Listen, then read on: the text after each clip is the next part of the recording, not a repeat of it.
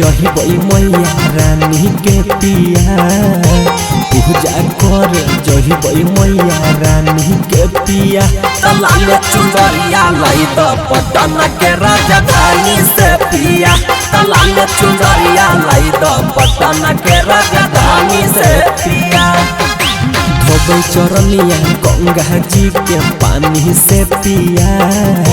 धोबै चरनिया गंगा जी के पानी से पिया लाल चुनरिया लाई द पटन के राजधानी से पिया लाल चुनरिया लाई द पटन के राजधानी से पिया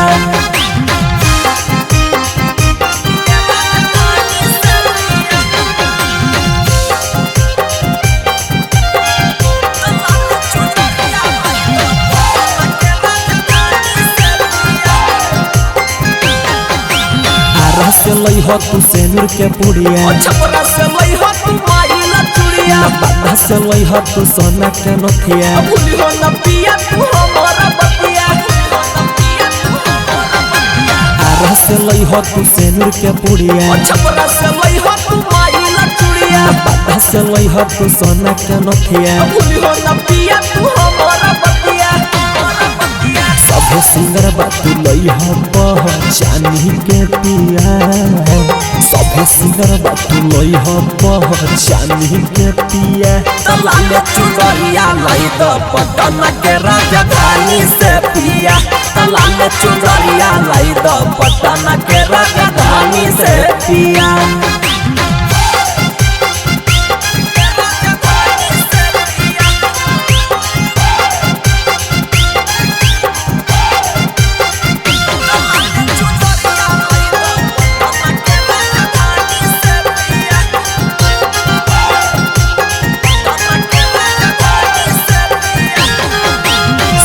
सुगम पिया करी हो न भूली लाले लाले लई हयर हुल के फूल जी कमी न करी हो पूजा के सामान में बहाना न करी हो पिया शुभ काम में बोलू गौतम पिया करी हो न भूली लाले लाले लई हयर हुल के फूल जी कमी न करी हो पूजा के सामान में बहाना न करी हो पिया शुभ काम में रहता सुदाम मन हो न बात अपन धानी के पिया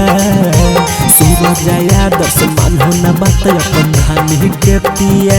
लाल चुनरिया लाई द पटन के राजधानी से पिया